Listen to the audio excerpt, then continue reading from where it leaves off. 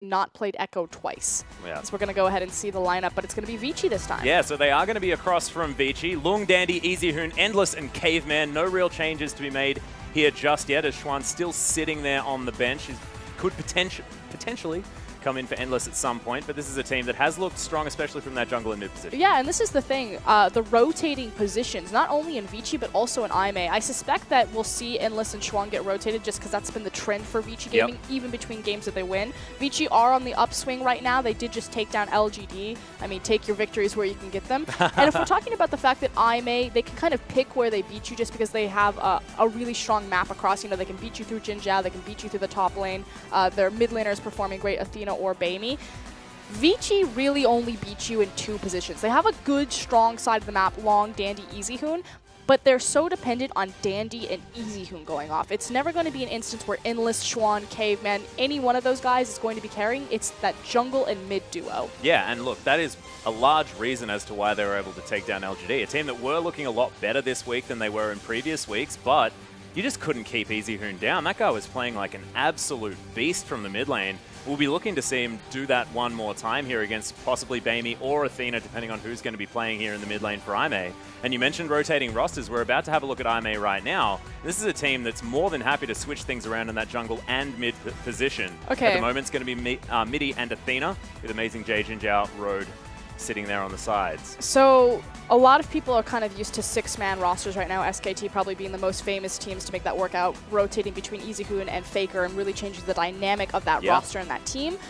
IMA are running a seven-man roster, and like you said, they're rotating between Athena, Braum, and then Mitty and a Voidless. And I don't necessarily agree with it. You're completely changing the dynamic of a team, not necessarily in how they're playing, but in building synergy and building cohesion on a very young, very new roster. And it's, I mean, so far it's technically had success simply because their players have just been better. But in the longevity of this team's development, I think that will actually come back to bite them if they continue to rotate out mid and jungle. It's kind of like isolate one variable and swap around that. Don't isolate two. Yeah, it does depend on sort of how they manage to do it. If there is clear styles that they have managed to develop with each of the different iterations of this roster, it could be actually very exciting to see whether they can make it work. But the thing is, that's really, really difficult, and building these styles takes a lot of time and effort. If they can put it in, fantastic. That'd be really exciting to see, but it's going to take some time and some development to see that happen. We've seen a Voidless and Mitty, both of them have fantastic games, but in relatively similar ways, whereas Braum and Athena, very, very different. Of course, Braum, 55% sort of overall kill participation. Athena, 85%, even though he hasn't quite played as many games.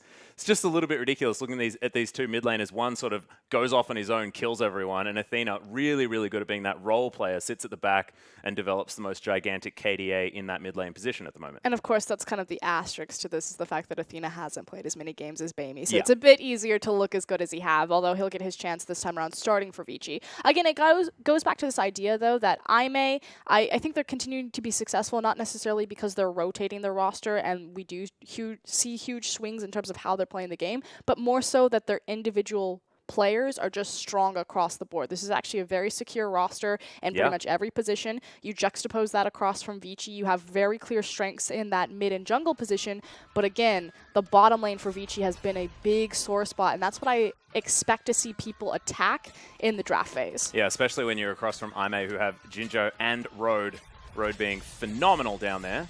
We are in Champ Select, though, ladies and gentlemen, as Bard and Trundle are going to be taken away from IMA, and no surprises as the Ryze and the Vladimir are removed from Easyhoon. Of course, Easyhoon hasn't seen a Vladimir available so far in the LPL. We've seen how devastating that champion can be. I just want someone to forget to ban it. It's been perma-banned away from him, and we have triple mid-ban on IMA. So again, that's the respect. Where does Vici like to play? They like to play through Dandy and Easyhoon, shut those guys down. They're also very restricted in their champion pool pickup. Not that Dandy and Easyhoon can't play everything, but so far, Easyhoon has only played control mages. Dandy has only played hard carry junglers, which is why we see that priority pick on Kindred. But with Rek'Sai and Gragas and Elise coming back into the meta, opening up more viable options for a hard carry top laner, more of a utility style bot lane, I think that this actually restricts Vici a lot in terms of their draft phase, knowing that, okay, we know for sure it's always going to be a hard carry jungle. We know for sure it's always going to be a wave clear mid laner. Let's just beat them with a different composition. Let's run a split-pushing top laner and run them around the map. Yeah, and they're very good at adapting on the fly, too. I may have been drafting very, very well so far here in the LPL. They find themselves ways to deal with a lot of things. Of course, Road having that pocket Tahm Kench, in case anyone decides to build those pick comps out of nowhere. But it is going to be the Viktor looked at. It makes a lot of sense for Athena, who's been playing a heck of a lot of the champion. But also, there's just not a lot of top-tier mid laners left available as Swain, Vlad, Ryze, and Azir all taken off the board. I mean, I think the sort of last one you're looking at is the likes of LeBlanc. Yeah, and again, it goes back to this idea that the only other champion that Easyhoon has shown so far out of the pool that's been collected is his Lissandra. Yeah. Now, his Lissandra is a great pick for the team just because it unlocks Easyhoon earlier from his lane, allows him to impact the side lanes sooner. But we'll see if he goes that route or if maybe they change everything up and he looks towards an assassin pick. We'll see what is going to be picked up here is, of course, Karma is still available, a champion that has seen relative priority. Echo is going to be locked in, though. Necessarily agree with IMA not prioritizing the Echo in second rotation. All of their games, majority of the top laner that they're playing has been on that Echo. Yeah. Obviously, it makes sense for amazingJ, again, a big split pusher. To give it away to Loong, obviously you can get the counter pick there, so we'll see if maybe he has something up his sleeve. Like the Fizz, something like that. Yeah, but I feel like they're actually prioritizing denying Endless, just a safe champion like Sivir. Endless can perform on a Lucian, every AD carry can play it. But again, if you give power to the AD carry position in Vici, it's not going to go as far as if you give it to anyone else on any other team. Yeah. Well, considering the Maokai at the moment, not necessarily an amazingJ champion, we do like to see him on the likes that can get right up in your face and then possibly have a little bit more chance of getting out. But cycling through a few different options. There's the Karma that we were talking about before, now being hovered by jinjiao. And this sort of looks like pretty standard stuff from the IMA squad if they are going to lock it in a couple of seconds. This is a question I had, though, is what kind of composition would they draft against Vici? I suspected that they might go for a split push and just really try to exploit Vici through their weakness in side lanes, again, their bot and their top lane not being as strong as the core of the team. Yeah. But it actually looks like they're going to face Vici head-on for a 5v5 team, especially if amazingJ does pull the trigger on that Maokai pick, which also makes sense. Vici really like to play their early game, snowball ahead as far as possible, and try to build a gold lead to compensate for their inability to 5v5. It looked better in their game against LGD, but it's still a very clear weakness. Well, we'll see what IMA are going to answer with it. So Lissandra, like you were talking about, has been locked away. Easyhoon a little bit pigeonholed into that one after all of the bans and the Viktor pick away, but definitely a champion that he's able to do fantastic things on, and still has her place in the meta as well at the same time. We have sort of seen her lessen the priority, but teams like Snake do still love to pick that one up, and of course is often seen banned away in the mid lane there for tank. I mean, frankly, she's just not as strong as the likes of Viktor and Azir, but like you said, the changes to itemization means that she's getting a lot more CDR a lot earlier without changing any of her build paths. She's still relatively flexible. She's not punished by running a double teleport. Right now, Easyhoon has Ignite. We'll see if he changed that spell up. So I still think that she's in a healthy enough spot right now. I also really love the fact that it does force your opponent mid laner to pick up that cleanse, so you're not going to be up against that double teleport and allow IMA to move around the map. And this is something that they've been very, very good at doing, especially in the very early stages of the game, dictating the flow of the match straight out of the gate. And this is something that Vici have historically been very good at as well. Yeah, that's the most important thing, is how do Vici beat you? They beat you by snowballing their duo in the mid and jungle position, and then beating you around the map by making superior collapses, because they play with vision really well. Dandy's their jungler. Yep. And they play the macro game fairly decently. Well, as you can see, it's a bit of a move-fast comp coming out of IMA, as they do have the On the Hunt and, of course, the mantraed E out of Road, just to make sure everyone's as quick as possible. Get amazingJ right into the back line, and Athena the most, I guess, safety as possible on this Azir that doesn't, the Viktor, that doesn't have all of that much maneuverability. But, I mean, I feel that if Vici get on top of you and get their game plan working, this sort of layering of CC and the power that they have in all of these areas, not to mention the Lamb's Respite, could be very difficult for IMA to come up against. My concern is how IMA are going to slow them down in the early game just because it's Rek'Sai versus Kindred. Yeah, it's a really good point, but the coaches are going to shake hands. Let's get into game number one.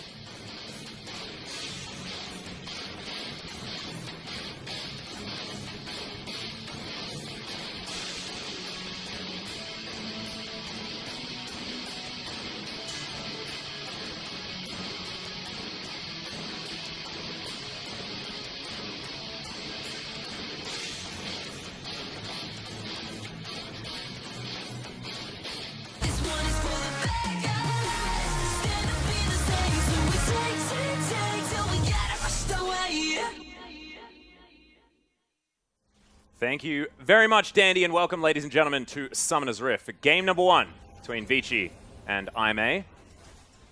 Vici looking to try and claw out of that 4th place position. Aimee holding 2nd at the moment with only 1 defeat against WE. And this could actually be sort of a real momentum changer for a team like Vici, who really want to move towards that top side of the bracket. I mean, this series is important because I feel like both these teams are on the line of, are we in the top part of this group or are we in the bottom part of this group? And the winner here will pretty much determine who gets to take that spot.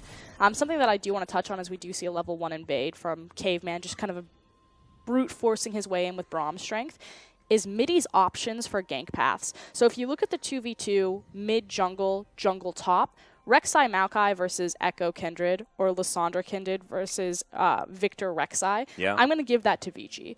Dandy's got the superior matchup here. He's got a lot more kill pressure available to him. I feel like Mitty's only options right now is a very early gank on top lane with the twisted advance into an unburrow.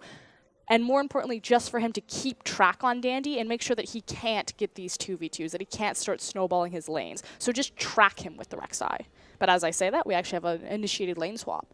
Yeah, of course. Endless took a heck of a lot of damage out of Poke from the Aimee bottom lane, so he's going to head back to base and decides instead of heading back to the bottom lane, he's going to be heading out there towards the top side, as Loong and Dandy are going to start here on the Krugs, and it is going to be mirrored by the bottom lane of Aimee. So, look, we'll see how the lane swap is going to go and what the reaction is here. But I do like it out of Vici because, of course, you know, the bottom lane hasn't necessarily been their strong point. And Aimee have definitely been relying on Road and Jinjiao, especially as that late game insurance. It's also going to be a little bit slow to catch from Aimee. amazingJ walking to the top side does manage to get his 3 creeps before returning to double jungling, so being caught off slightly. See how the response is for these waves. But again, it also does vastly change the dynamic of the 2v2 in jungle mid and jungle top that we were talking about. Yeah. Now becomes an isolated mid lane Lissandra versus Viktor. And caveMan actually poking his head and finding Mitty and amazingJ. Yeah, of course, red buff was already taken. They're just going to give up those little raptors. As that is actually going to be the camp that Dandy's looking for here. We'll see whether it actually goes over there. Should be noted, though, that the initial dragon spawn is going to be that Infernal Drake, so looking for those combat stats. Typically, when we've seen a lane swap, the rhythm of it is that the team who has their dual lane in the top side take the tower. Everyone has their gentleman's agreement. They swap back down. So technically, Vici should, if they follow the pace that we've seen, have the advantage on the dragon position. Well, we'll see whether they can do that, whether a change is going to be made here from Aimee as they're shoving down this turret relatively quickly, yet to crash into the top lane outer turret over the side of Vici.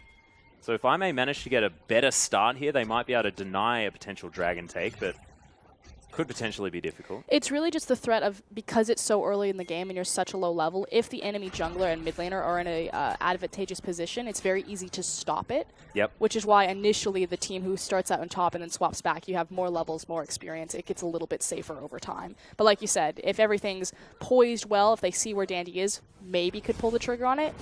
It does do a lot of damage, and they're going to go ahead and try it. That was very interesting what just happened there. As you can see, it is going to be 3 people taking down this dragon earlier on, and Aimee just looks like their continued dragon focus that they've had throughout the LPL here is going to happen. So, and the bit of a denial. The big difference is the fact that Dandy isn't in any position to try to contest this again. If the enemy jungler, the enemy mid laner are kind of hanging around, it gets a lot more iffy.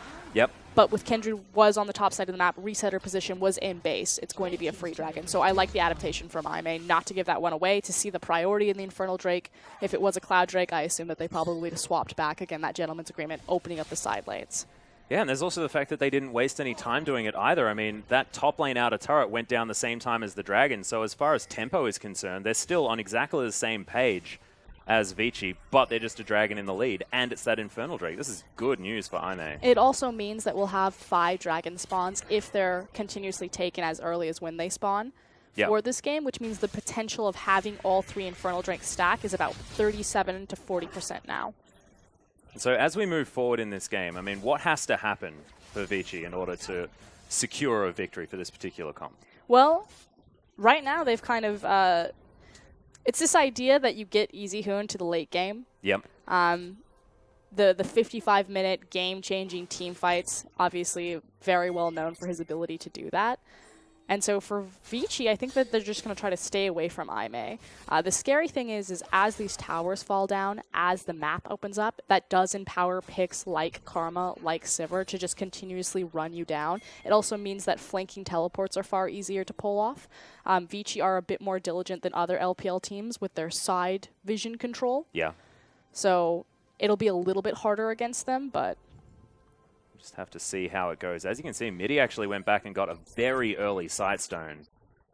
Aimee, of course, wanting to control this map as much as possible, and it looks like you were saying, they've identified that Vici just want to have a calm, collected game.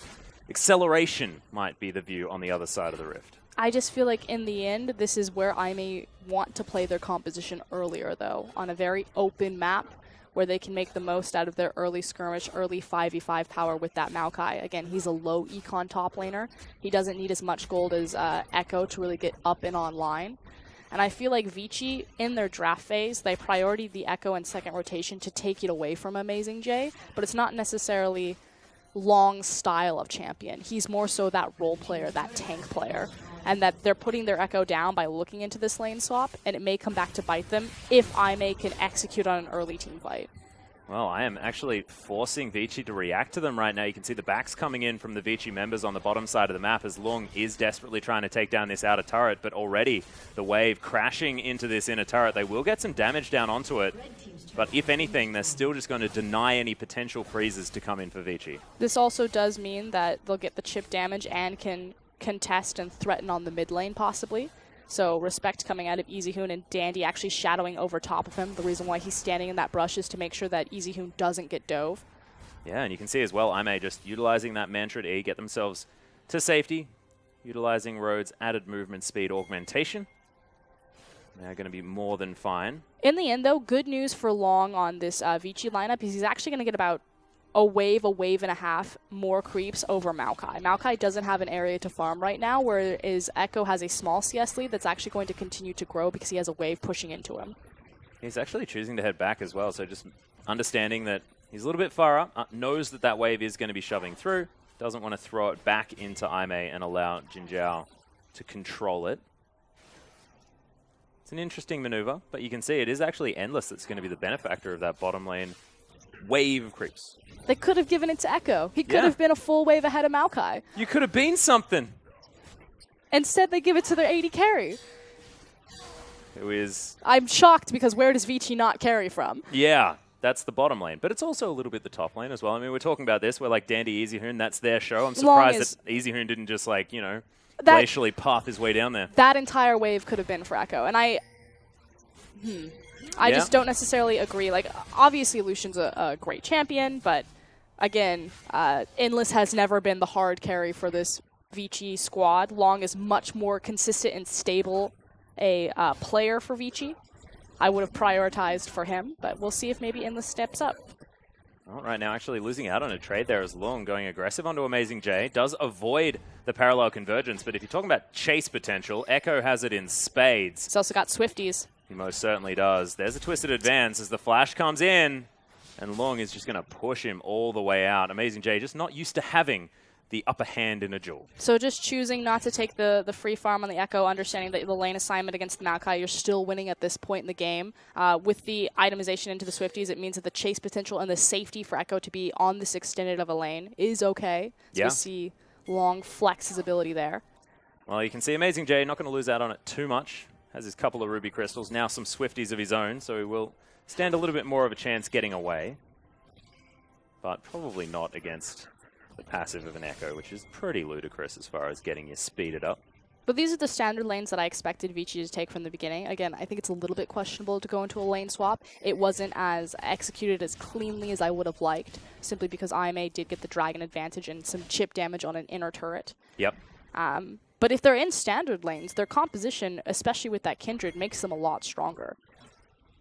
So see if they can be continuously be proactive and really start to abuse the advantage that Echo has in that top lane. And it looks like Vici actually do have a lot of faith in this bottom lane as well. You can see on the bottom side of the map, 3 pink wards, 2 very, very deep into the Aimee jungle, just trying to make sure that caveMan and Endless have all the information that they need. Dandy as well is hunting around here. Jinjiao, bit of a cute little trade there as the culling does come out. Not going to get too much damage down onto the Sivir. So it's a good response from Vici. Unfortunately, it's just a Cloud Dragon, but because the wave is pushed so forward on the top side of the map, Loong resets his positioning. They immediately walk to the initial spawn and get a free objective. Again, it's just unfortunate that it's the Cloud Drake. Probably would have been something that Aimee would have been looking for, though, because this is a dragon that they can utilize as a team stylistically, because they do like to move around the map. They don't like sort of staying in combat and fighting all the time. They want to be able to get it into the right positions, take away all your turrets, and that would have helped them do that. So I think it's good denial out of Vici. It's really Aimee understanding that they weren't ready to fight then. Yeah. They just have the Swifties on their Maokai. He's not entirely prepared because Echo got the early back in front of him, so he had the advantage in terms of just his combat stats. You've got plenty of wave clear on Aimee's composition in Sivir and Viktor, so they can continue to stall this out for however long they like. Wait for that perfect 5v5 moment and beat Vici where they're weak. Their synergy and cohesion as a unit. We'll see whether they can. amazingJ, though, was the benefactor of Loong heading back and taking that dragon. Did manage to get himself 16 creeps ahead. Has been evened out now by the Echo, but we'll see whether amazingJ can utilize the extra Spectre's Cowl and a couple more Ruby Crystals in order to help him. Easyhoon just continuing to shove here in the mid lane. 107, 108. These mid laners just been farming it up. A bit of an issue, though, that you're allocating and splitting resources between your mid and your AD carry. It's simply because Endless can't be that far extended safely on the bottom side of the map. So just trying to trade this into some chip damage since he has nowhere else to be on the mid tower. But Mitty and Road were able to at least hold off that minion wave. But what it means is you're trading your CS lead. So Endless actually had quite a sizable CS lead. Again, that big wave that was allocated to him as opposed to Loong taking it, simply because Loong realized, I don't need the wave to beat this Maokai anyway. Yep. Has now shrunk. Still about a 10 CS lead between him and jinjiao, but it was closer to 20. So that little move in the mid, that's what you gave up for it. Well, you can see 4-man strong here over on the Rift Herald. Loong's even going to move down as well. They want to give him that split pushing power as Ward goes over. Aimee are aware of this. Mitty's just going to let that one go. Loong going to pick... Oh, actually, Dandy's going to grab it.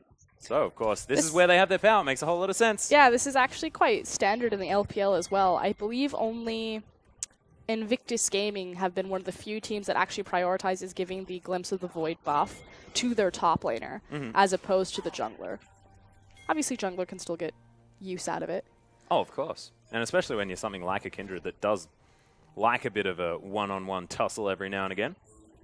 Teleport going to be coming in here, though. Counter TP. Yeah, in fact, the double as Road is going to get caught out of position. Knows exactly what's going to go here. As you're right, amazingJ did answer immediately, so they decide not to turn around and kill the Karma. That is something about the Rek'Sai composition that we kind of overlooked or haven't touched on quite yet, is this idea of a semi-global presence. So yes, Aimee are not running a double teleport comp like Vici Gaming, but by having a Rek'Sai, they're still kind of running a double teleport comp. And it alleviates a lot of pressure for Athena to take a TP on Viktor, knowing that his jungler can respond to a double TP threat with Void Rush. Yeah, it means as well that Athena just not going to die straight up to the Frozen Tomb, which would have been difficult to manage without that cleanse there, as Dandy maybe taking away some wolves, continuing their bottom side pressure, as that was a bit cute. Grabs himself a little Merkwolf, but not going to be able to get the big one, did Mitty. And here's the blue steel that comes out as well, right under the noses of Aimee. Yeah, have a very deep ward line, complete control of the bottom side of the map. See if they collapse that onto the inner turret. Whereas Aimee have traded all pressure to continue to try chipping away at the opposite inner tower. And it now looks like we're about to have a race. Yeah, it looks like Mitty and Road are going to get here just before jinjiao does. Timewind going to do fantastic work clearing out that wave where he can, and Mitty looking for a possible dive. Frankly, this is more Aimee members in position than Vici members, which means that they get not only their wave crashing faster, but they take the tower faster. Yeah, and they haven't quite decided what they want to do with it after this. No backs to be coming in, so they're going to say, well, we're going to give away this inner turret towards the bottom side of the map, even further opening it up, which does play into their hands. It's trade 1-for-1, but they do also manage to get the blue buff for Athena. And protect their mid lane outer turret that Easyhoon was smacking away on. Difference, of course, is that with Vici having control over the bottom side wave to the extent that they do by having 2 turrets, it gives them more control over the dragon. Again, it's going to be a second spawn of Cloud Drake, so not one of those infernal ocean or mountains that they would probably want. We'll see what priority IMA do give to it. They do just love dragons. Well, they again, pinged it just then. Because it's up so early, you might as well take the free objective. Yeah. Get the spawns going earlier. Again, we'll have 5 dragon spawns, or we theoretically could have up to 5 dragon spawns, which means the chance for more infernals. We still don't know what the last dragon element type will be, either the ocean or the mountain. And against a Sivir Karma comp, you know, some extra bonus movement speed won't be too punishing. No, definitely not. As Road once again narrowly avoiding some trouble there, as Dandy and Caveman did have a look at the Karma. Jinjiao, though, has been getting some time on the bottom side, but it hasn't really helped him all that much. Endless really, really far ahead. 147 to 121. The Sivir just trying to find her time to farm. It does mean that fighting this 5v5 for the dragon, IMA should actually just give this one up. Doesn't necessarily feel like they're in a position to fight this one out, as Endless just pops the culling. Looks to get some poke in there. It's a cheeky double tap on the tower as well. The dragon, of course, did just spawn. So Vici looking to build up all of that movement speed. And yep, IMA have already resigned themselves. You see the back coming in from Athena, so not going to contest this one at all. Again, it's just a Cloud Dragon, so I like their priority here. They're just continuing to prioritize the farm on the Sivir and the free back into the Viktor, as opposed to putting themselves in a risky 5v5 scenario. But like you said, that that was for the next Infernal Drake spawn. Yeah, possible 16% stats here as the dive could be potentially coming in. Nope, they're just going to secure the tower. Glacial Path there from Easyhoon, just zoning the rest of IMA, giving them that space in order to take that one down. So turret lead now picked up for Vici. That's going to mean a gold lead as well, about 1,200, not too much. But things definitely going well for the team that does like to slow things down, get to that late game death stack stage. There's the Chaos Storm though, as Easyhoon's just eating all of it. Caveman just nominates himself to eat even more damage. And that Chaos Storm did all of the work that you could possibly expect out of it. That said, IMA don't have a wave prepped, and likewise they don't have their big pushing AD carry in the mid lane with them. So yeah, it does force Easyhoon out of lane, but he does also have teleport, as well as you've got great coverage from Dandy, so it doesn't actually mean anything. It's actually a really important summoner, which means that if Vici want to use this TP, they can look for an engagement. Chaos Storm is down. Well, there's the Glacial Path, the flash forward as well. Roach is going to get picked off. That's going to be first blood going to Endless there in the bottom lane as Mitty. He has to flash away. You can see Dandy just dancing around. But Vici, they've got what they came for. They're going to continue pushing forward. They also don't have a wave, so not going to be that inner turret. And again, Dandy's at least going to get a mark. Just underlining that Chaos Storm use, that was a huge mistake that almost punished IMA even harder if they had traded their lives for that. Yeah. So it definitely looked good on paper, but Easyhoon probably wanted to be able to get that massive teleport play anyway, and did so beautifully. Rod of Ages now stacking up, looking like he's going towards an Abyssal Scepter as item number 2. And this lane swap isolated the mid lane that allowed Easyhoon to get to this point, and more importantly, also hid Dandy. We talked about how Mitty, he doesn't have a lot of kill pressure, he doesn't have a lot of gank options, just because you've got Maokai one side, you've got Sivir on the other side. By initiating a lane swap, his main priority was to track Dandy. Dandy just got to power farm. Yeah. Until we went into standard lanes where he already had an innate lead on Echo and Lucian, and just had his laners do the work for him. And we also did raise the question of, you know, we're building up Endless here. He did manage to get that first blood, almost has the Black Cleaver and that 2-item power spike that these Lucians are now looking towards. Now Dandy just easily steals away that blue buff. Mitty's mad about it. And there's the teleport. amazingJ looking to try and flank this one in. Easyhoon is here at exactly the right position. There's the Glacial Path. Had been thrown out. Frozen Tomb was there, of course, as well. It's the Glacial Fissure, but IMA can't find anything. They just get a lot of cooldowns. Yeah, they burn a lot of key cooldowns. Not only the teleport, but also amazingJ's flash. Yeah. Over the Rage blue buff steal. I like it, though. As Mitty still continuing his aggression. There's the knock-up onto Dandy, who wants to dance his way out of this. Not sure whether he's going to be able to, but Road, he's going to get taken down first. Dandy actually grabs it. He's okay. Gets over the wall as Loong dodges a lot of the damage of the Chaos Storm, but it's still on top of Caveman. And in goes Easyhoon. Look at this guy.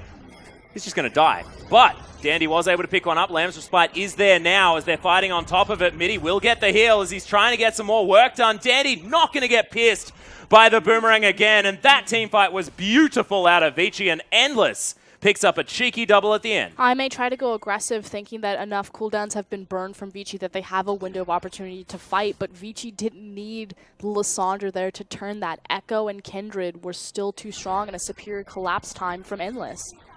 Look at Dandy, he's just so confident. I mean, it's a 2v4 right now, and Road just gets obliterated, and they still can't kill them with all of the pseudo-tankiness that Echo and Kindred will have with the Chrono Break and with the Lamb's Respite. When Easyhoon does show up, again, he doesn't have his big ultimate, so he will die, but the work and the damage has already been done by Dandy and Loong. And you can see Endless, he turns up right at the end, able to pick up this easy double kill. And it was the space that was created from Easyhoon. He has to get all of that props, and he's on your screen right now. Look at that smile. He's like, yep, I know. I may be dead, but I'm still able to win a fight.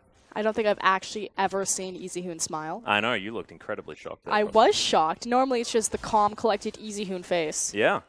And Dandy did a hell of a lot of damage in that last fight. That is double. Carry-oriented jungler. Again, you look at Dandy's pickups.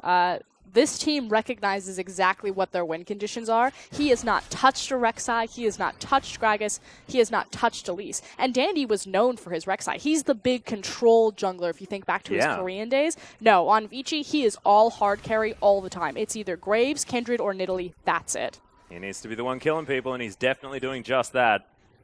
Staying well and truly ahead here in this farm game, but Mitty's doing okay, keeping up as best he can. Spirit Visage almost completed here for the Rek'Sai. Jinjiao looking to find his way into a Rift Scuttler and grab himself even more of these items. We'll see what he decides to pick up as item number 2, whether it be the Phantom Dancer or the Static Shift. And this is the fight that matters as we close in on this dragon, 34 seconds.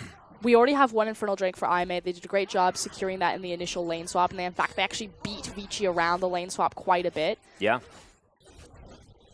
But they've kind of dug themselves a hole where this is still a very scary 5v5. And so I'm curious if they're going to bait into it, if they're going to try to find a pick, if they're going to be able to worm their way into this, or if they're just going to back up, give it away, and sit back and rely on their wave clear and Sivir and Viktor, look for another fight down the line. It's going to have a lot to do with Athena. Just picked up his Lich Bane, so that's a lot of damage. They're giving it up. Yep. Very cautious play coming out of a very young LSBL promotion squad here. I do like the call. I don't think that they're in any position to fight this. But that has to sting as Vici just continue to snowball their lead. It's going to be another Infernal Drake that's going to come up after this as well. So Vici possibly able to grab the double Cloud, double Infernal. That means 16% stats up for grab for either of these teams. Obviously, only 3 of the same Drake can spawn in a single game, so this will be the last Infernal Drake for this game. And even more buff control here coming out from Dandy.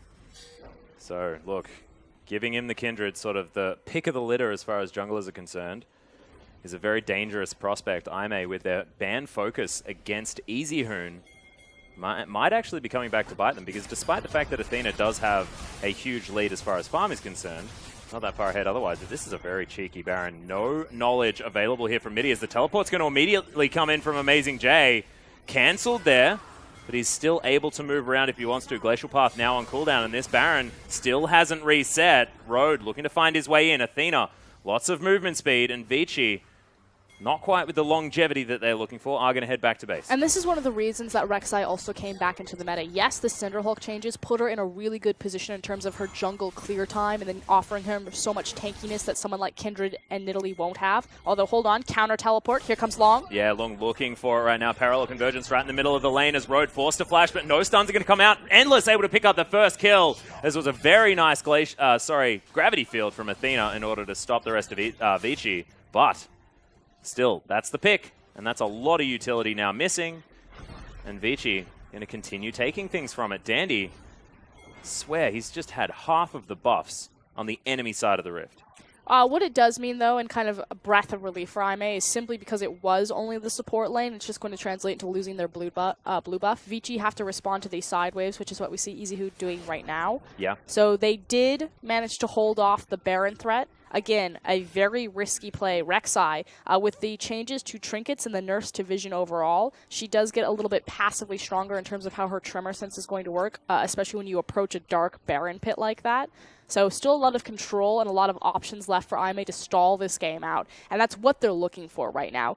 Vici, they're strong right now. And yes, they do have options for them late game, namely in Dandy's pocket, as well as Endless's build, empowering that Kindred, having that Korean penetration build, empowering this Kindred to hit harder and harder. But Viktor, Sivir, Maokai, that's still a phenomenal late game 5v5 comp, and it's still very difficult to break these towers if Jinjiao and Athena are ever left alive. Yeah, Jinjiao as well does have Road there in his back pocket, and having all of that extra movement speed is just brilliant. Dandy, though, has sort of caught mitty out of position here. The rest of IMA are going to come and give him some support. Only down to about half health, though, is the tanky Rek'Sai. But this is why Vici are so tunneled on this Baron. They need that power. Oh, Road once again. Possibly caught out as there's the culling. Road moves himself to a defensive position, but Easyhoon's going to pick that one up, and now Vici want to continue the fight. Jinjiao flashing out of the way already. And amazingJ does have teleport, didn't have anything to use it on as he moves down from the top lane.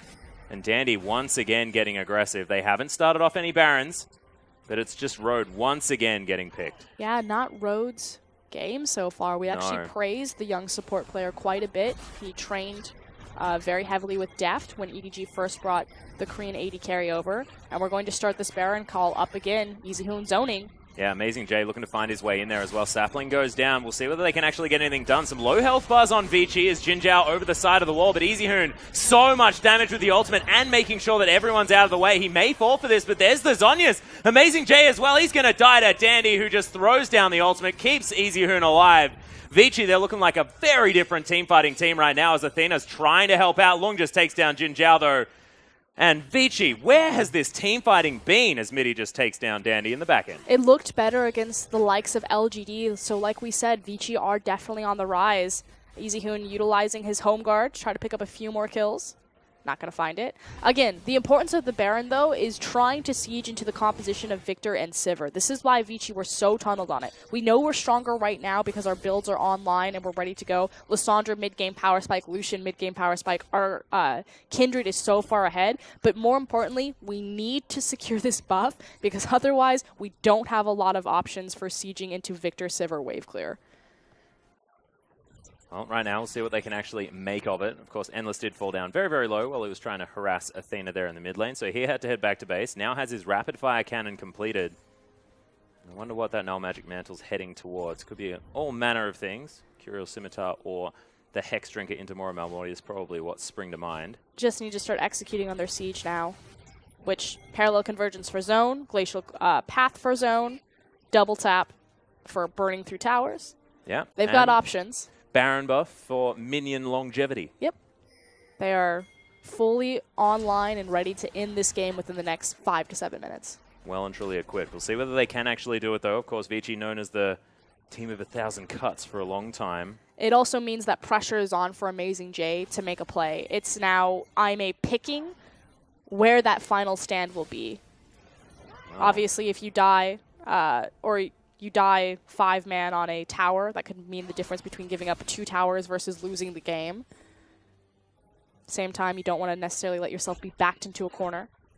Well, you can see right now, Vici just getting them away from the inner turret. This Glacial Path once again zoning out of the way. So that is the first turret to fall down from this Baron buff's help. As Jinjiao doing his best to clear on the bottom side of the map. Dandy just wandering around, taking everything he'd like. And Vici going to augment this Dragon prowess that they've had ever since the first one by grabbing their second Infernal Drake. Elder will be spawning after that, but this is a lot of extra stats. 16% AP and AD.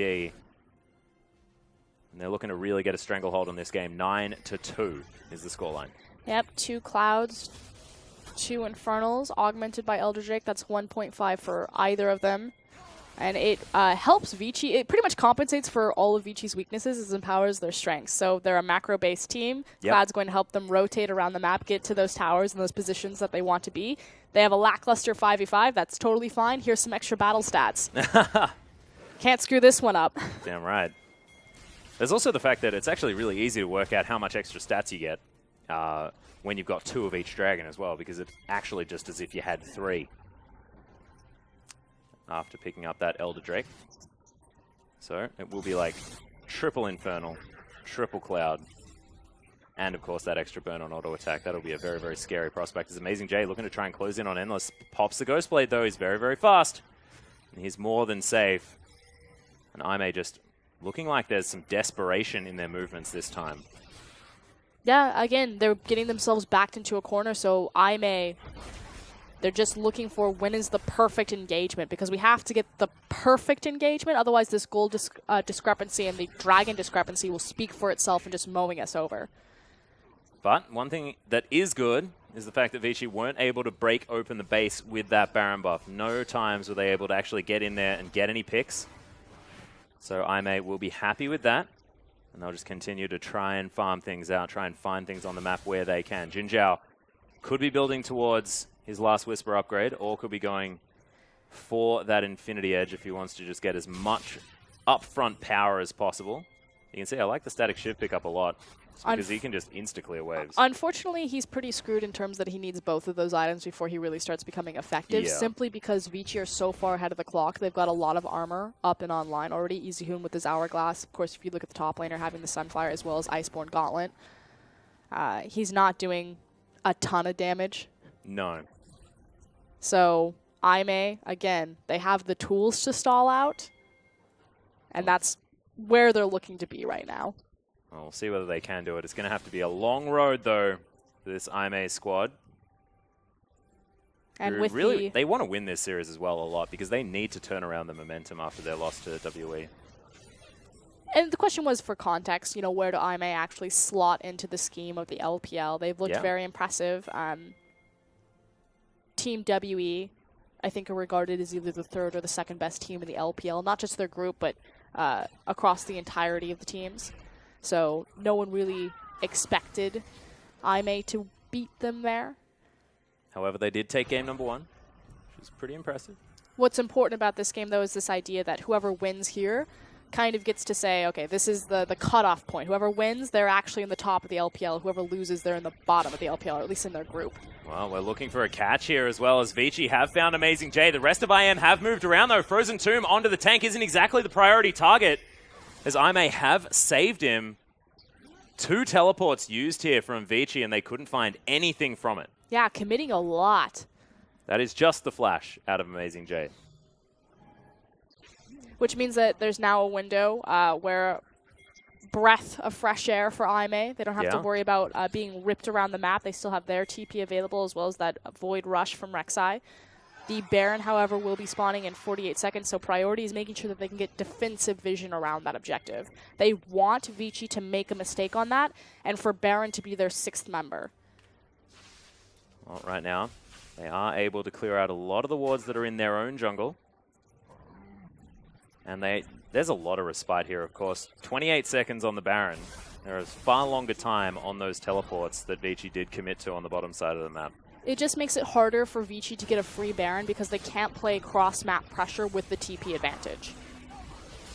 Oh, Easyhoon actually may have found jinjiao here. There's the Frozen Tomb once again as he takes him down. That cooldown reduction really doing some work as Loong right on the front line, and Road, he has to go back to base, and that is a key pick-off for Vici. This may just spell Baron regardless. It's no longer the Karma being put down, like you said. It's that Sivir, so a lot of battle priority gone, but not quite enough, as they haven't cleared out that last ward. Yeah. Oh, they go ahead and start it. Yeah, well, here it goes. There is still a fair bit of time on jinjiao here, though, so I have a feeling that Vici are going to be able to lock down this Baron. It does look like Aimee are just going to give it up one more time. Despite that decent play early on, just wasn't enough to get Aimee rolling in this series. It's a 10,000 gold lead now, and with their 2nd Baron buff of the game, Vici are looking to once again put the pressure on. More importantly, the Elder Drake will also be spawning within the next 46 seconds. Vici have complete control of the map right now. The superior 5v5 should be the Elder Drake, and a very clinical game from Vici. See if they can actually break the base this time around. Yeah.